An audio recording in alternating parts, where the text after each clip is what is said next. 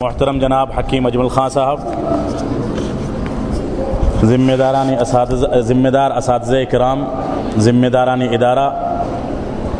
عزیز طلبہ اور معزز سامعین، میرے لیے یقیناً یہ فخر کی بات ہے کہ مجھے آپ حضرات کے درمیان تھوڑی دیر بولنے، بلکہ اس سے پہلے مجھ کو جو عزت بخشی گئی ہے وہ یہ کہ صحیح بخاری اور قرآن مجید کے جو فارغ طلبہ ہیں ان کے لیے درس حدیث اور درس قرآن دے سکوں۔ یہ اللہ رب العالمین کا فضل ہے اور آپ لوگوں کا اخلاص ہے کہ آپ لوگ مجھ کو اس انداز کی عزت کی نگاہ سے دیکھتے ہیں۔ اللہ رب العالمین اس کو قبول فرمائے۔ مجھ کو جناب حکیم صاحب نے پرسوں یہ حکم دیا کہ میں اس میں حاضری دوں، اور میں نے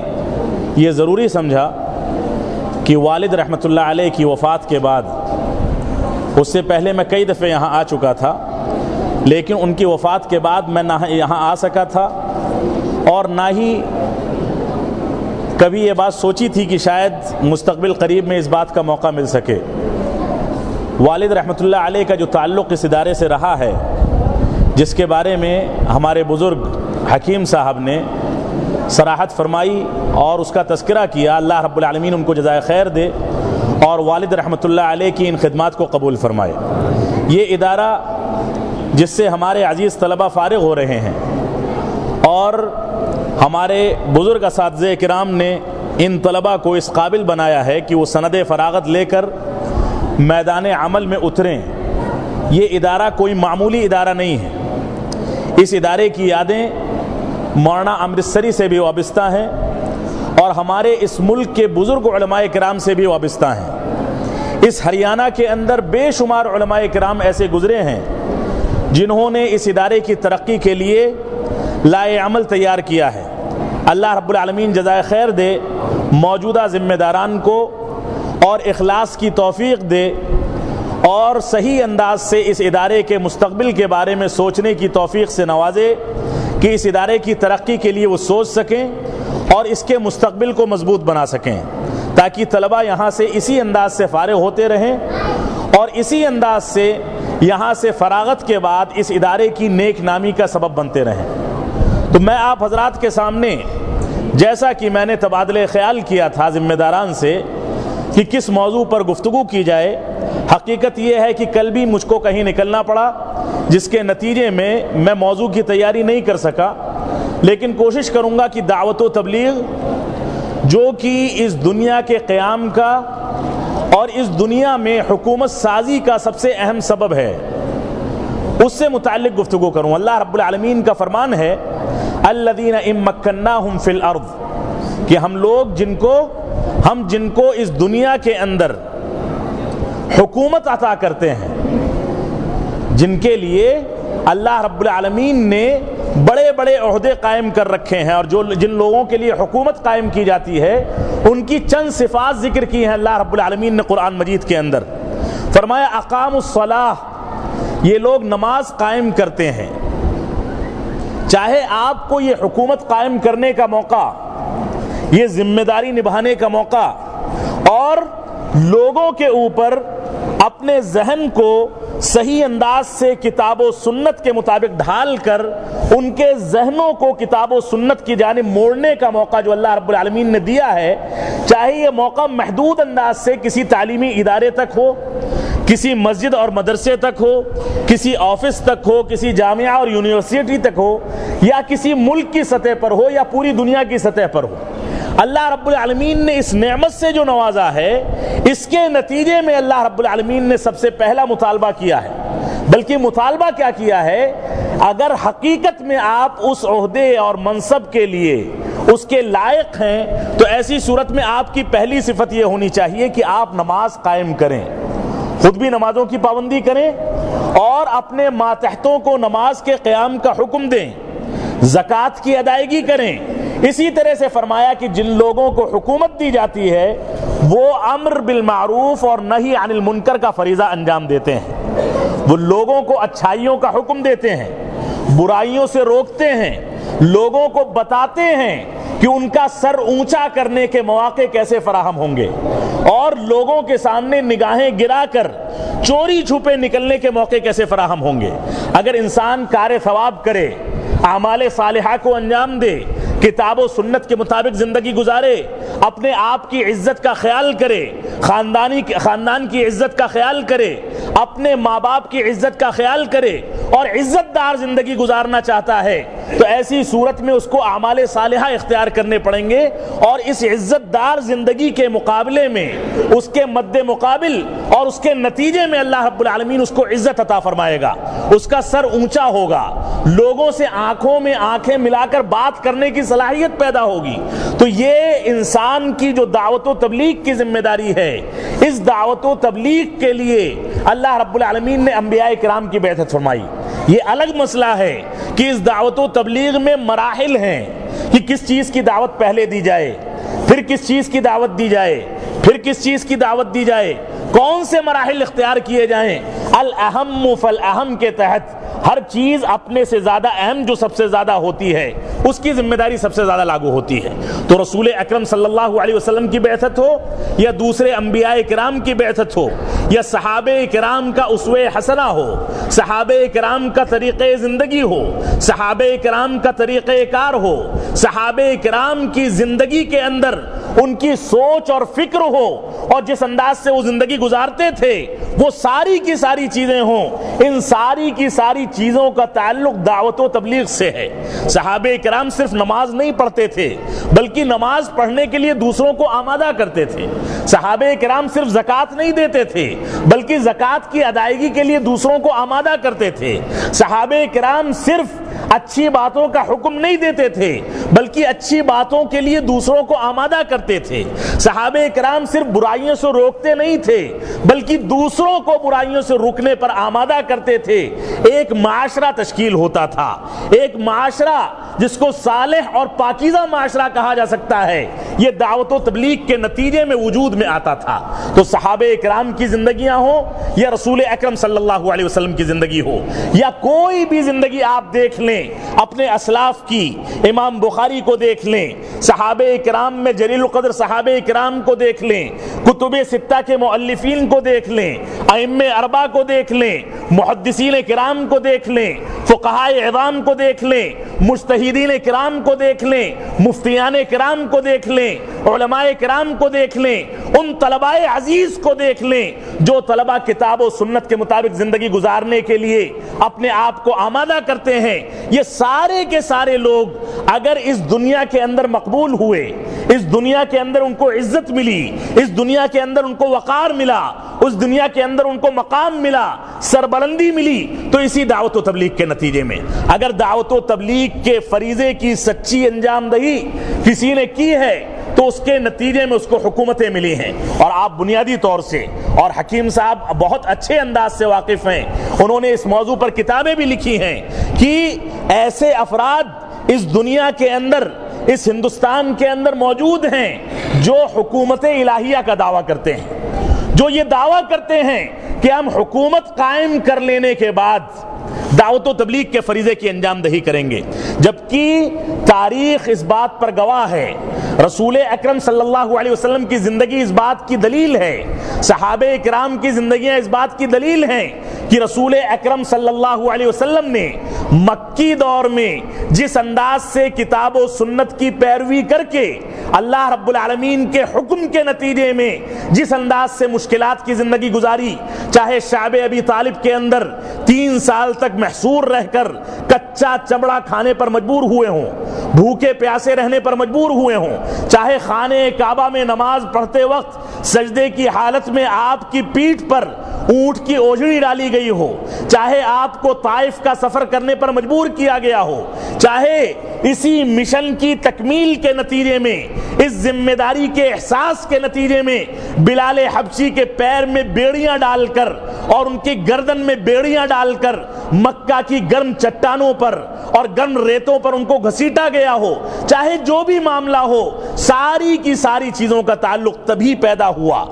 یہ نتائج تبھی نکلے، یہ حالات تبھی بنے جب ان لوگوں کو جس لا الہ الا اللہ کا حکم دیا گیا تھا اس کی پیروی کرتے ہوئے اس کی دعوت و تبلیغ ان لوگوں نے کی. کفار و مشرکین کو دعوت و تبلیغ دے کر اسلام میں داخل ہونے کی دعوت دی. فرمایا کہ اللہ رب العالمین کو تنہا جانو, جتنے کنکر اتنے شنکر کا عقیدہ نہ اختیار کرو, ہر جگہ جا کر کسی کو بھی نہ پوجنے لگو, بلکہ یہ سمجھ لو کہ تمہارا مولائے حقیقی کون ہے. تو یہ دعوت و تبلیغ معمولی ذمہ داری نہیں ہے. اس اسلام کی تنفیذ, اسلام کا احیاء اور اسلام کی بعثت, انبیاء کرام کی بعثت اسی مقصد کی تکمیل کے لیے ہوئی ہے. یہ الگ مسئلہ ہے کہ توحید کی عظمت کی وجہ سے, توحید کی بلندی کی وجہ سے, توحید کے مقام کی وجہ سے, توحید کے تقدس کی وجہ سے اور توحید کی بنیاد کی وجہ سے اللہ رب العالمین نے انبیاء کرام کو اس دعوت و تبلیغ میں توحید کے مشن کے ساتھ خاص کر کے ان کی بعثت کا مقصد بتایا ہے.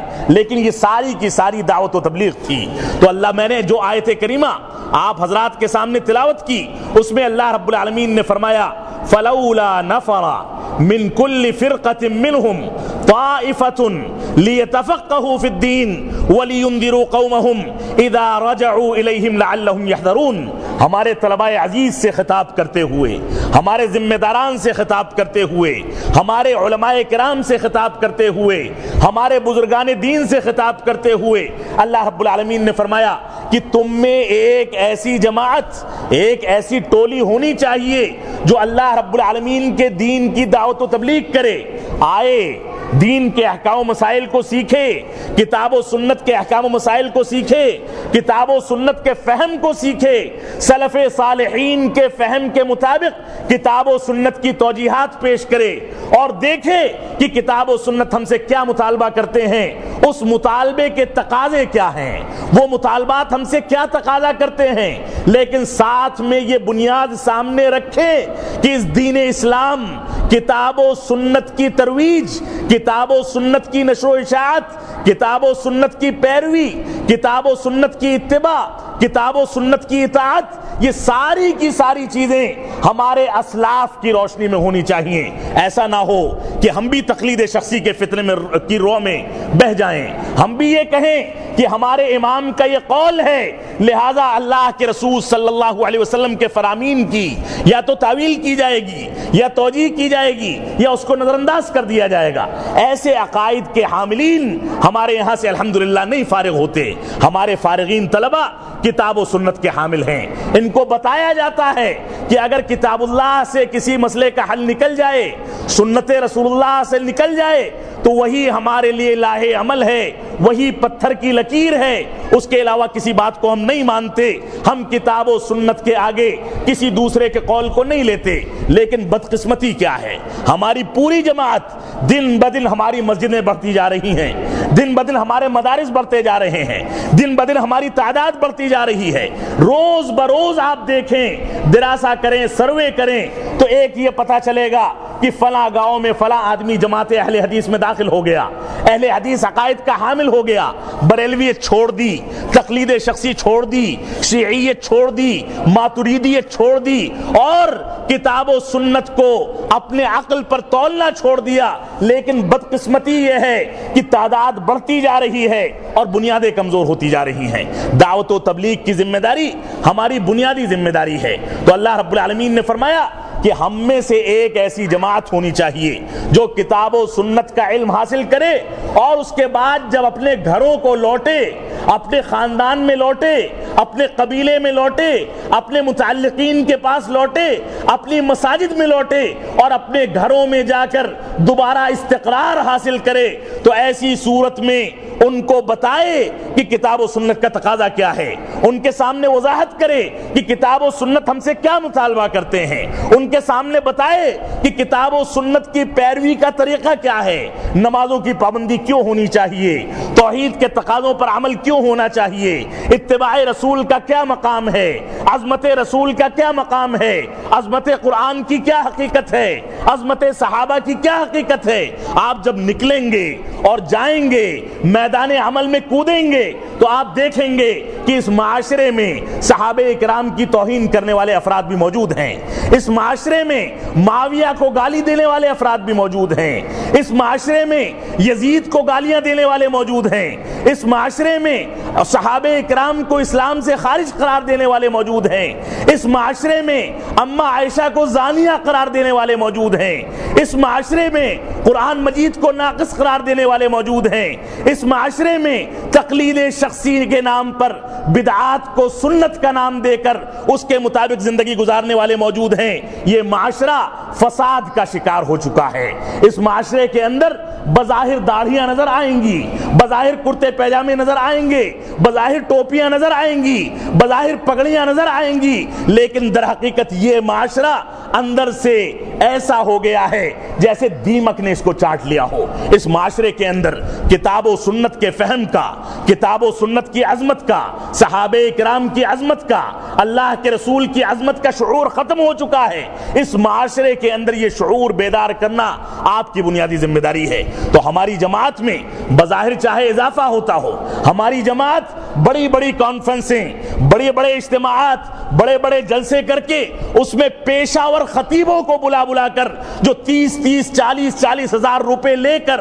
اور اپنے پورے ایمان کو تباہ و برباد کرتے ہیں، اور صرف اپنی زبانوں کے ذریعے زبان درازی کر کے جھوٹ اور سچ کو ایک جگہ جمع کر کے جھوٹ کو سچ کہہ کر، سچ کو جھوٹ کہہ کر لوگوں کی نظروں میں مقبول ہونا چاہتے ہیں، ایسے لوگوں کے ہاتھوں میں ہمارے اسٹیج جا چکے ہیں، ہمارا پلیٹ فارم جا چکا ہے۔ ہم اپنی حقیقت کو بھول چکے ہیں۔ ہم کو نہیں پتا کہ ہمیں علماء کرام کے کس زمرے کو اور کس انداز کے علماء کرام کو ترجیح دینی چاہیے، کون سے علماء کرام کو عوام سے متعارف کرایا جائے گا تو اچھا نتیجہ نکلے گا، کون سے علماء کرام سے متعارف کرایا جائے گا تو غلط نتیجہ نکلے گا، منفی نتیجہ نکلے گا۔ ہم اس بات کو بھول چکے ہیں۔ ہمارا مطمع نظر یہ ہے کہ ایک لچھے دار تقریر کرنے والا تقریر کرنے جب بیٹھے تو ہم چندے اکٹھا کر لیں، اس درمیان اپنا بینک بیلنس مضبوط کر لیں۔ یہ دعوت و تبلیغ کا مقصد رہ گیا ہے۔ دعوت و تبلیغ کا مقصد یہ ہے کہ بعد صلاۃ عشاء ہمارا اجلاس شروع ہو، 2 بجے تک، 3 بجے تک، 4 بجے تک چلے، اور صلاۃ فجر کی اذان ہو، اور علماء کرام، خطبہ کرام، عوام الناس اور جتنے بھی حاضرین تھے ان میں کی اکثریت جا کر صلاۃ فجر چھوڑ کر سونے لگے۔ علماء کرام غیر حاضر، طلبہ غیر حاضر، عام انسان غیر حاضر، سننے والے، سنانے والے علماء کرام، بڑے بڑے مفتیان اعظام، جن کی زبان کے ذریعے سے اپنی، جن کی تعریف کرتے کرتے اسٹیجوں سے ہماری زبان نہیں تھکتی، وہ پتا چلا کہ صلاۃ فجر میں سو رہے ہیں۔ یہ ہماری دعوت و تبلیغ کا مقصد نہیں ہے۔ معاف فرمائیے گا، ہو سکتا ہے کچھ جملے تلخ ہو گئے ہوں، ہو سکتا ہے میں نے زبان درازی کر دی ہو، لیکن حقیقت یہی ہے رسول اکرم صلی اللہ علیہ وسلم نے ہم کو دعوت و تبلیغ کے مثبت طریقے کو اختیار کرنے کا حکم دیا ہے۔ یہ مسجدیں معمولی سرمایہ نہیں ہیں، یہ مسجدیں، یہ مدارس، جن مساجد کے اندر جمعے کے خطبوں کو مضبوط ہونا چاہیے، دروس، درس قرآن اور درس حدیث کو مضبوط ہونا چاہیے، یہ مسجدیں کمزور ہوتی چلی جا رہی ہیں۔ جمعے کا دن آتا ہے، لوگ تلاش کرتے رہتے ہیں کہ کوئی قاعدے کا خطیب ملے، احکام و مسائل ذکر کر سکے، نہیں ملتا۔ بالکل دوسری جماعتوں کی طرح سے ایک انسان کھڑا ہوتا ہے، چند عبارتیں پڑھتا ہے، خطبے جمعہ کی ادائیگی ہو جاتی ہے، لوگ بیٹھے سوتے رہتے ہیں، معاملہ ختم ہو جاتا ہے۔ جتنی انرجی، جتنی قوتیں، جتنی صلاحیتیں اور جتنی سرمایہ داری ہم جلسوں پر اور اس انداز کے پروگراموں پر ضائع کر رہے ہیں جس کا کوئی نتیجہ نہیں ہے، اگر وہی انرجی، وہی قوت ہم نے مساجد کی مضبوطی کے لیے، مساجد میں اچھے خطبہ مہیا کرنے کے لیے، مساجد کے اندر مراجع مصادر کی کتابوں کے مہیا کرنے کے لیے، مساجد کو مضبوط بنانے کے لیے، مساجد میں دروس کے اہتمام کے لیے، مساجد سے لوگوں کو جوڑنے کے لیے،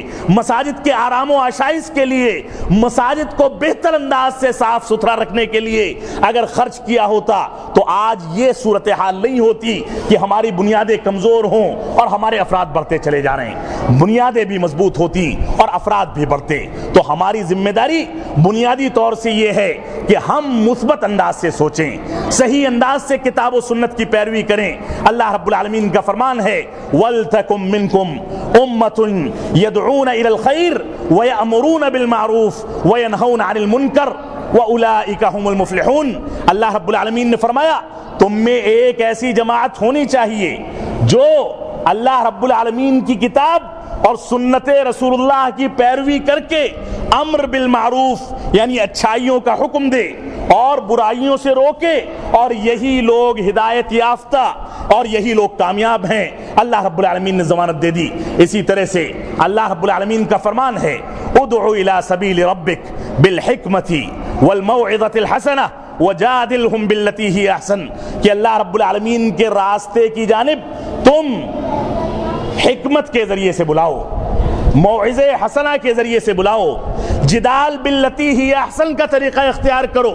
ان تین چیزوں کو اختیار کرنا ہماری جماعت اور ہمارے فارغ التحصیل طلبہ، ہمارے علماء کرام کی بنیادی ذمہ داری ہے۔ یہ تین اسالیب بتائے گئے ہیں۔ اللہ رب العالمین نے فرمایا حکمت کو اختیار کیا جائے۔ یہ حکمت کیا چیز ہے؟ علامہ ابن تیمیہ رحمۃ اللہ علیہ، مشہور مفسر و محدث، مشہور فقیہ اور مشہور امام گزرے ہیں، جن کی جلالت پر، جن کی عظمت پر، جن کی صلاحیت پر، جن کی علمیت پر تمام مسالک کا اتفاق ہے، اور ہر آدمی ان کو قدر کی نگاہ سے دیکھنے پر مجبور ہے اس بنیاد پر کہ وہ کتاب و سنت کے حامل تھے۔ اور معاف فرمائیں گے، میں برجستہ یہ اعلان کرنے کا حق رکھتا ہوں کہ میں ان کا نام یہاں اس وجہ سے نہیں لے رہا ہوں کہ میں ان کا مقلد ہوں یا ہماری جماعت ان کی مقلد ہے، لیکن کتاب و سنت کی اچھی توجیہات، علم کے اندر ان کی وسعت اور ان کے مقام کے نتیجے میں ہم کتاب و سنت کے تقاضوں کی وجہ سے ان کا احترام کرتے ہیں، اور اسی بنیاد پر انہوں نے اس آیت کریمہ کی جو شرح کی ہے وہ کتاب و سنت کی روشنی میں بہت مناسب شرح ہے۔ فرمایا کہ اللہ رب العالمین نے تین اسالیب کا حکم دیا ہے۔ پہلا اسلوب بتایا گیا حکمت کے ذریعے، فتاوی ابن تیمیہ کو دیکھیں، اس کے اندر یہ قول ملے گا حکمت کے ذریعے۔ فرمایا کہ جس کو بلایا جاتا ہے، جو مدعو ہوتا ہے، جس کے سامنے دعوت و تبلیغ پیش کی جاتی ہے، اس میں کیونکہ تین انداز کے افراد ہوتے ہیں، داعی کو تین انداز کے افراد کا سامنا کرنا پڑتا ہے۔ ایک ایسا انسان جو آپ کی بات کو سنتا ہے، اس کے مطابق زندگی کو ڈھالتا ہے، تو ایسی صورت میں اس کے لیے حکمت کا لفظ اختیار کیا گیا ہے کہ اس کو آرام کے ساتھ کتاب و سنت کی شرح بتا دی جائے، کتاب و سنت کی تعلیم دے دی جائے۔ اور اس کے بعد دوسرا اسلوب اختیار کیا گیا موعظہ حسنہ کا۔ فرمایا کہ ایسے افراد بھی ہوتے ہیں جو آپ کی باتوں کو سنتے ہیں، اس پر توجہ دیتے ہیں، آپ کے دروس اور خطبات میں بیٹھتے ہیں، لیکن ان کی زندگی کے اندر ولولہ نہیں پیدا ہوتا،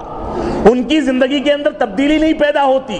گویا آپ یہ کہیں کہ اس کان سے سنتے ہیں اور اس کان سے نکال دیتے ہیں۔ اللہ رب العالمین نے فرمایا ایسے افراد کے ساتھ موعظہ حسنہ اختیار کیا جائے، واقعات بتائے جائیں، ان کو قریب لانے کی کوشش کی جائے، مزید محنت کی جائے، ان کو بتایا جائے کہ اگر نماز نہیں پڑھو گے تو فلاں اقوام کی طرح سے ایسا ہوگا، اگر یہ نہیں کرو گے تو فلاں عذاب میں گرفتار کر لیے جاؤ گے، ایسا کرو گے تو ایسا ہو جائے گا، اور ایسا نہیں کرو گے تو ایسا ہوگا، فلاں چیزیں اختیار کرو گے کتاب و سنت کی روشنی میں تو اللہ رب العالمین تمہارے مقام کو بلند فرمائے گا، دنیا اور آخرت میں ترقی عطا فرمائے گا۔ تو ان کو یہ بتایا جائے اس واقعات کی روشنی میں، سچے واقعات کی روشنی میں، اس کو موعظہ حسنہ کہا جاتا ہے۔ ایسے افراد کے ساتھ اس کو اختیار کیا جائے جو ایک کان سے سنتے ہیں دوسرے سے نکال دیتے ہیں۔ آخری اسلوب بتایا گیا جدال باللتی ہی احسن، ایسا اسلوب جس کے اندر بحث و مباحثہ اور مناظرہ پایا جاتا ہے۔ ایسے افراد بھی ہوتے ہیں مدعوین میں جن کو دعوت و تبلیغ دی جاتی ہے، ان میں ایسے افراد بھی ہوتے ہیں جو باتوں کو سنتے ہی نہیں، جھڑک کر کے نکل جاتے ہیں۔ اگر آپ ان کے سامنے صحیح بخاری کی روایت ذکر کریں گے تو ایسی صورت میں وہ یہ کہیں گے کہ کہاں آفتیں لاتے ہو، صحیح بخاری اور صحیح مسلم کا نام لیتے ہو، امام صاحب کا قول لاؤ، فلاں فقیہ کا قول لاؤ، فلاں مجتہد کا قول لاؤ، فلاں علامہ کا قول لاؤ تو ہم سنیں گے، ورنہ ہم نہیں سننے والے۔ ایسے افراد جو آپ کی بات پر کان ہی نہیں دھرتے، ایسے لوگوں کے لیے جدال باللتی ہی احسن، یعنی بحث و مباحثہ ان کے ساتھ بیٹھ کر ان کو لاجواب کرنے کی صفت، ایسی صفتیں جو حاضر جوابی کی صفتیں ہیں ان کو اختیار کر کے ان کے مطابق ان کو دین سے قریب لانا، یہ تیسرے اسلوب میں بتایا گیا ہے۔ یہ تینوں اسالیب ہمارے طلباء عزیز کے لیے بنیادی اسالیب ہیں۔ یہ طلباء اس کو اختیار کریں، اس کے مطابق زندگی کو ڈھالیں اور اسی کے مطابق لوگوں کو اپنے سے قریب لائیں، یہ ان کی بنیادی ذمہ داری ہے۔ تو اس آیت کریمہ کے اندر یہ بات بتائی گئی، اور آپ دیکھیں رسول اکرم صلی اللہ علیہ وسلم کا عہد مبارک، آپ کی زندگی کا مطالعہ کریں، سیرت رسول صلی اللہ علیہ وسلم کا مطالعہ کریں، آپ دعوت و تبلیغ میں کتنے حساس تھے۔ صحابہ اکرام میں چاہے کوئی نوجوان ہو، چاہے بوڑھا ہو، چاہے بچہ ہو، چاہے گنہگار ہو، چاہے کتاب و سنت کے مطابق چلنے والا ہو، آپ کا طرز زندگی دعوت و تبلیغ پر مبنی ہوتا تھا۔ آپ دیکھیں کہ جب رسول اکرم صلی اللہ علیہ وسلم اس بات کا مشاہدہ کرتے تھے کہ انہوں نے دیکھا کہ معاشرے کے اندر برائیاں پھیل رہی ہیں، منبر لگایا جاتا تھا، فرماتے تھے ما بال اقوام، کچھ لوگوں کو کیا ہو گیا ہے کہ ایسے ایسے کرتے ہیں، اس انداز کا کام کرتے ہیں، نام نہیں لیتے تھے۔ اللہ رب العالمین نے خود فرمایا ایک اسلوب کا ذکر کر کے فقولا لہ قولا لینا، کہ اگر تم بادشاہ وقت کے پاس، کسی وزیر کے پاس، کسی لیڈر کے پاس، کسی ذمہ دار کے پاس، اپنے سے بڑی شخصیت کے پاس، کسی صاحب مقام اور صاحب وقار کے پاس اگر جاتے ہو اور اس کے کتاب و سنت کی دعوت و تبلیغ کرتے ہو تو نرم اسلوب اختیار کرو۔ فرعون جو خدائے وقت بنا ہوا تھا، فرعون جس نے اللہ رب العالمین کے قانون کو چیلنج کر رکھا تھا، فرعون جس نے خدائی کا دعویٰ کر رکھا تھا، فرعون جس نے انبیاء کرام کو قتل کرنے کا حکم دے رکھا تھا، اس کے لیے موسیٰ علیہ السلام کو حکم دیا گیا کہ اس سے نرم گفتگو کریں۔ ہماری صورتحال کیا ہے؟ ہماری صورتحال یہ ہے کہ سب سے کامیاب خطیب وہ سمجھا جاتا ہے جو منبر پر کھڑے ہو کر وزیر اعظم، صدر جمہوریہ کو چیلنج کر دے، حکومت وقت کے خلاف آواز بلند کر دے، بغاوت کے عناصر کو امت کے اندر پرو دے۔ یہ وقت کا سب سے اہم خطیب مانا جاتا ہے۔ یہ دعوت و تبلیغ کے خلاف ہے۔ دعوت و تبلیغ سنجیدگی کا نام ہے، دعوت و تبلیغ مثبت انداز فکر کا نام ہے، دعوت و تبلیغ نرمی کا دوسرا نام ہے، دعوت و تبلیغ ان نسالیب کو اختیار کرنے کا نام ہے جن نسالیب کو اختیار کرنے کے نتیجے میں اچھے نتائج ہمارے سامنے آئیں۔ آپ دیکھیں رسول اکرم صلی اللہ علیہ وسلم کا طرز زندگی، ایک دیہاتی آدمی آتا ہے، مسجد کے کونے میں پیشاب کرنے لگتا ہے، صحابہ کرام دوڑتے ہیں، بھاگتے ہیں کہ اس کو دھکا دے کر باہر کر دیں کہ یہ مسجدیں پیشاب کرنے کے لیے،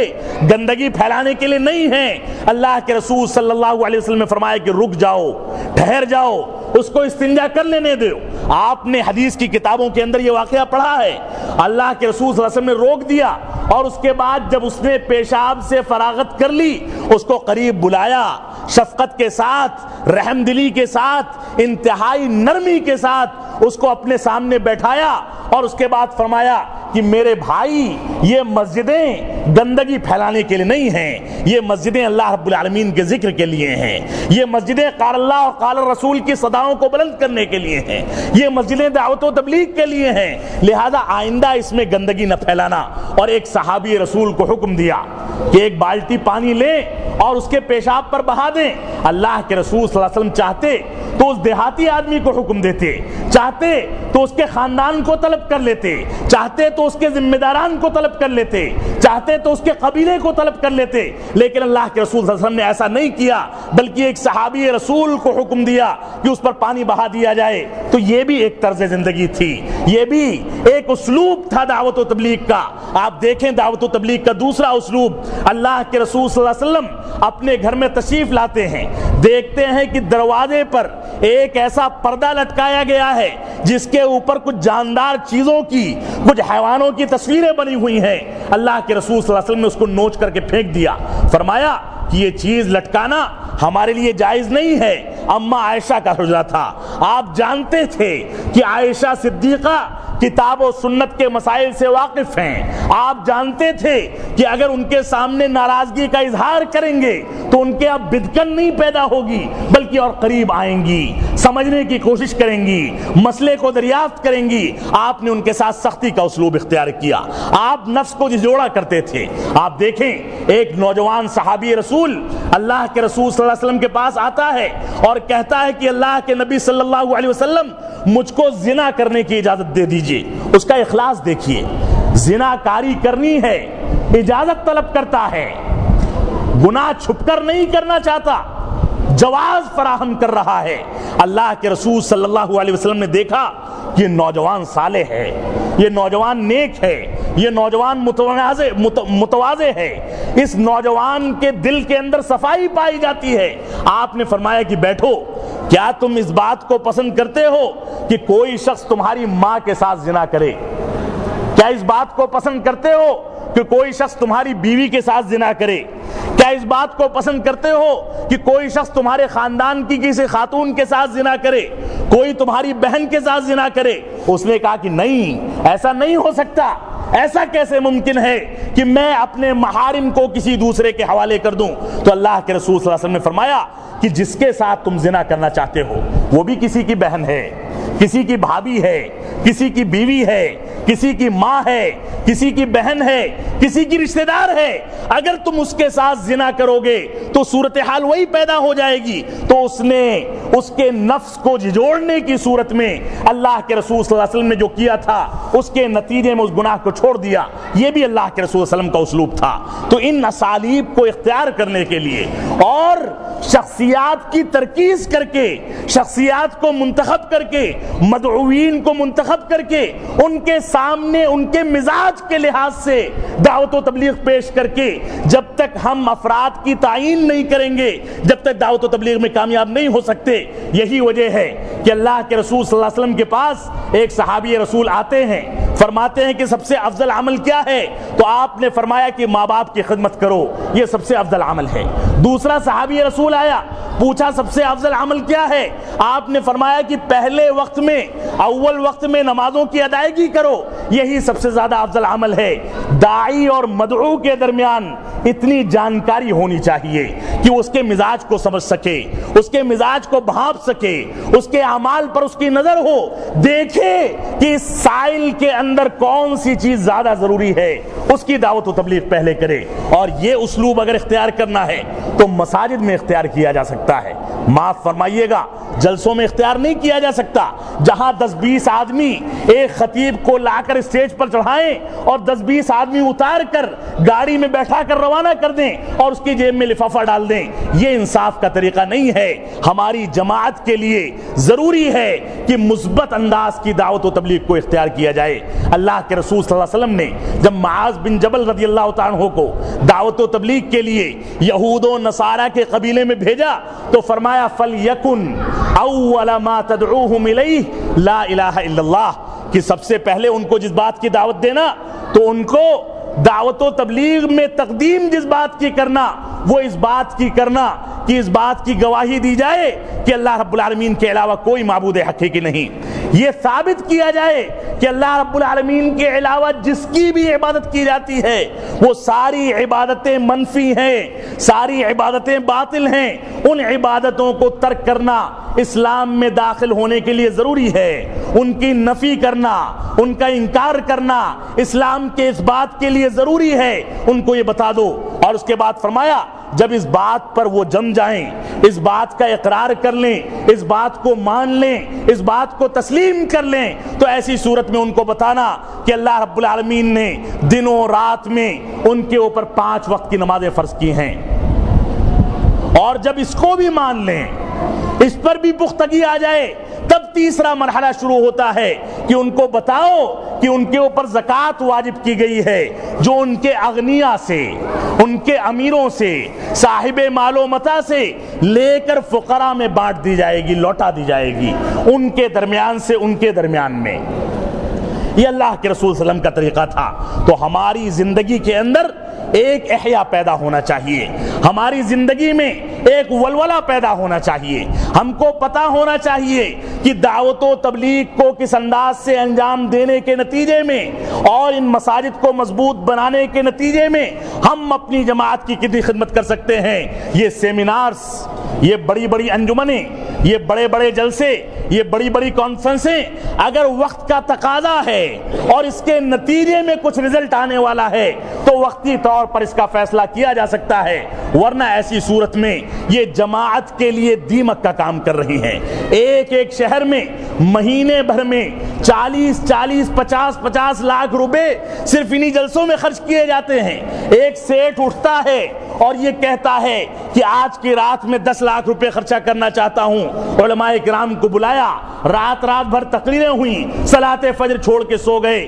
یہ ہمارے جلسوں کا نتیجہ ہے. اللہ رب العالمین ہم کو جلسوں سے دور رہ کر اور ان کو مثبت انداز سے ڈھالنے کی توفیق عطا فرمائے. صحیح انداز سے جلسوں کو کتاب و سنت کے مطابق مثبت ذہنیت کے تحت ڈھال کر ان کا وجود تو باقی رہے لیکن منفی انداز سے نہ رہے. ان کا وجود تو رہے لیکن مثبت انداز سے رہے. یہ ہماری بنیادی ذمہ داری ہے. اور اب ماضی قریب میں جائیں، 1920 کے واقعات کو دیکھیں.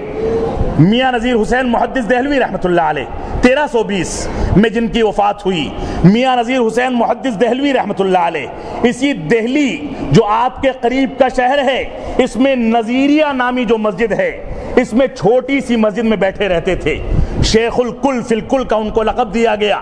اسی مسجد میں بیٹھے رہے، مسند خلافت کے لیے، مسند فتاوی کے لیے بے شمار مقامات سے بڑے بڑے سرمایہ داروں نے، بڑے بڑے حکام نے ان کے سامنے یہ بات رکھی کہ آپ ہمارے یہاں آ جائیں، مسند فتویٰ سنبھال لیں، ہم آپ کو آپ کی نجی زندگی میں مطمئن کر دیں گے. انہوں نے فرمایا کہ نہیں، میرے شاگردوں کا کیا ہوگا، میرے ان لوگوں افراد کا کیا ہوگا، میں جن سے حدیثیں سیکھتا ہوں اور ان کو سکھاتا ہوں. نتیجہ کیا ہوا؟ یہ شخص اسی چھوٹی سی مسجد میں درس حدیث دیتا تھا. ساری دنیا سے لوگ آ کر اس سے حدیث رسول سیکھتے تھے اور بغل میں ایک کرائے کے کمرے میں رہتا تھا. رات بھر پرانی دہلی ریلوے اسٹیشن پر کلی کا کام کر کے یہ سرمایہ اکٹھا کرتا تھا.